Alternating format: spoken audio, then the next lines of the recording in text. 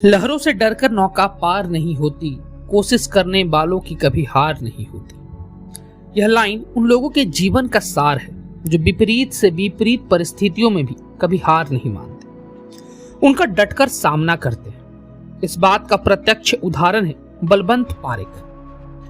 Balwant Parekh Fevicol company के संस्थापक हैं। वो फेविकॉल जिसकी पंचलाइन आज भी लोगों के जुबां पर चढ़ी हुई है। ये फेविकॉल का मजबूत जोड़ है, टूटेगा नहीं। बलवंत पारेख ने पिडीलाइट के तहत फेविकॉल का निर्माण कर अपनी सक्सेस स्टोरी लिखी थी। आइए जानते हैं उनके जीवन का यह सफर। जाने माने उद्योगपति बलवंत पारेख का जन्म 1925 में गुजरात के भावनगर जिले के महुआ नाम के गांव में हुआ था।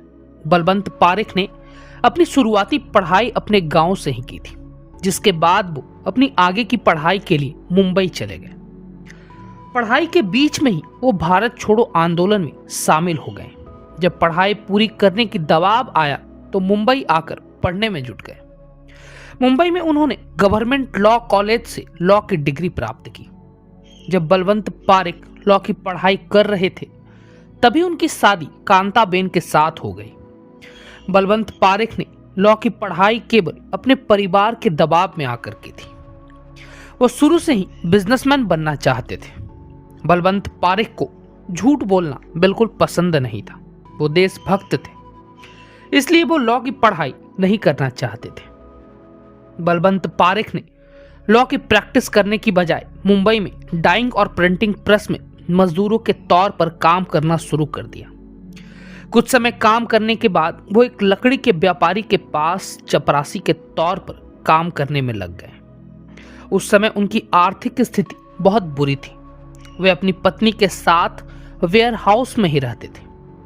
इसी दौरान उनकी मुलाकात मोहन नाम के एक इन्वेस्टर से हुई, जिन्होंने पारेख के टैलेंट को पहचान लिया। मोहन ने बलवंत पारेख की मदद की, जिसके बाद पारेख ने वेस्टर्न कंपनी से साइकिल इंपोर्ट करने का काम शुरू किया। इस बिजनेस में उन्हें जल्द ही अच्छा खासा फायदा भी होने लगा। ये वो वक्त था जब भारत को आजाद हुए कुछ साल ही हुए थे। देश अपने पैरों पर खड़े होने की तैयारी कर रहा था।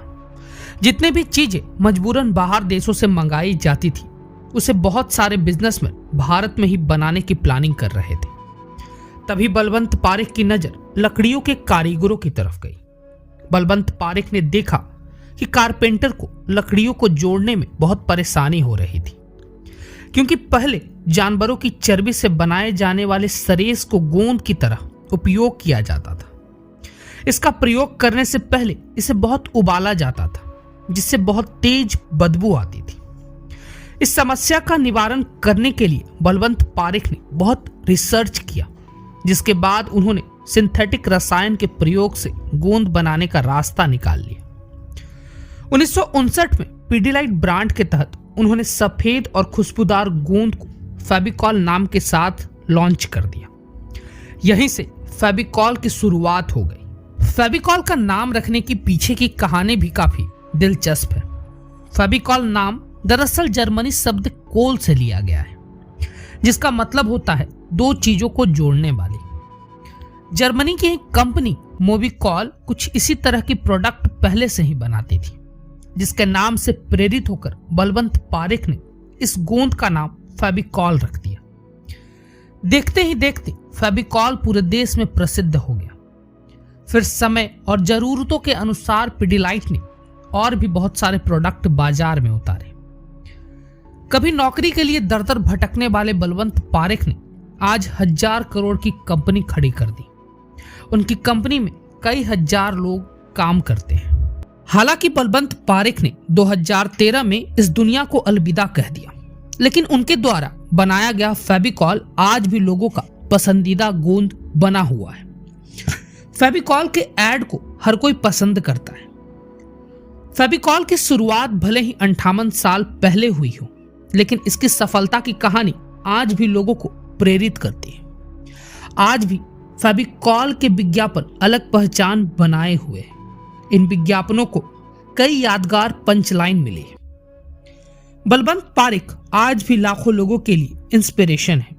खुद की पहचान कैसे बनाई जाती है, इस बात का उदाहरण बलवंत पारेख से बेहतर और कोई नहीं हो सकता।